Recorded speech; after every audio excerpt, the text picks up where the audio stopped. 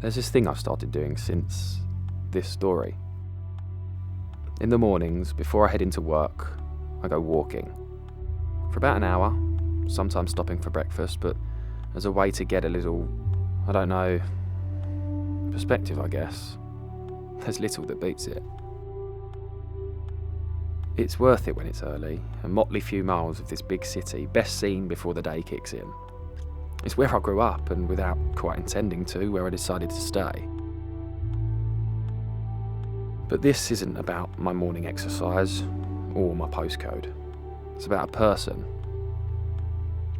On my walk, I passed the schools I attended. This here was my first, 5 or 6 years old. My best mate back then was this sunny little kid, Stanley. Now, Stanley was magic. He was the noisiest, funniest kid in class. He could imitate animals like no one else on earth. And when you're that age, if your best mate can honk like a duck or neigh like a horse, he's turning water into wine. Right, his best trick, and everybody's favourite, was the donkey. He'd Eeyore, and gallop around, flapping his arms, scattering kids, Eeyore with at least a dozen of us laughing and screaming and following in his wake. Genius. We went to different primary schools. Maybe his parents moved away or something, I don't know, it's not important. I had it good growing up. My parents did okay, I made new friends easily, and before I knew it, I was a teenager. First year at this big high school. I'd been here for a couple of weeks when I realised that this quiet kid in one of the other classes was Stanley.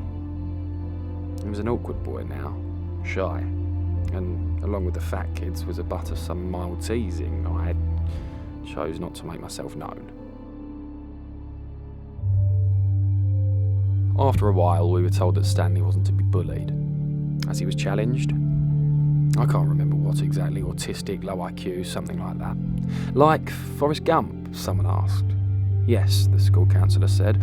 I got some good laughs when I recounted Stanley's childhood behaviour. He thought it was a fucking donkey, I said. Eeyore. I showed my teeth and made new friends. Didn't take long. I never joined in, but I'm sure I laughed as they pushed and taunted. Hey, donkey. Donkey, hey donkey. Donkey, life is like a box of chocolates. Never know what you're gonna donkey or fucking mute. Say something, you fucking retard. Stanley was soon gone. I hardly noticed. Things move fast when you're 13, you know?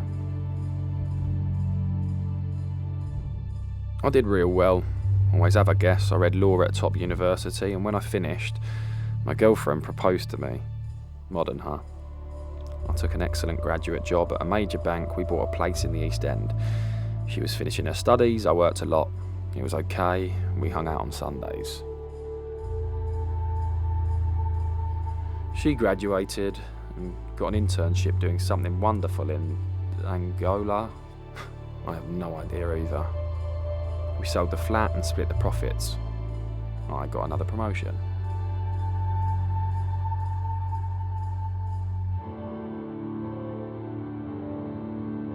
I was out drinking when I saw him, part of a roadwork crew. I recognised him immediately, I'm good with faces.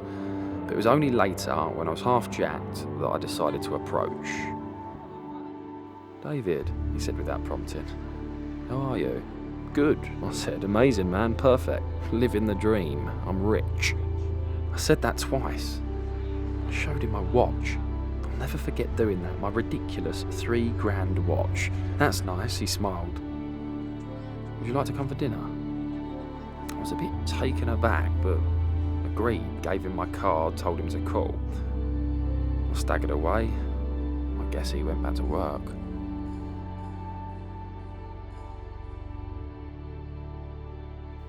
I would have forgotten until a fortnight or so later I got a call.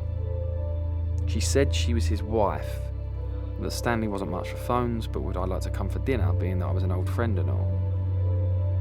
I could have refused, really, I was so busy, and I'm sure I decided to decline, but found myself noting a time and an address, and suddenly I was there, at the door of this total stranger. His wife was pretty, and he was smiling, a soft-spoken man who read a lot. painted, worked shifts for the city council.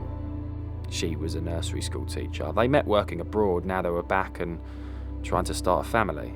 I'm not successful like you, he said, as I made my excuses shortly after dinner. We're not rich, but it's working out. It's been good seeing you, really. We should stay in touch. He didn't sound retarded at all. I bid them farewell, tell them I'll see them again, then turn away before it gets too awkward. Hey Dave, he says. I turn and he's grinning. Eeyore. I look at him. What else can I do? And start walking.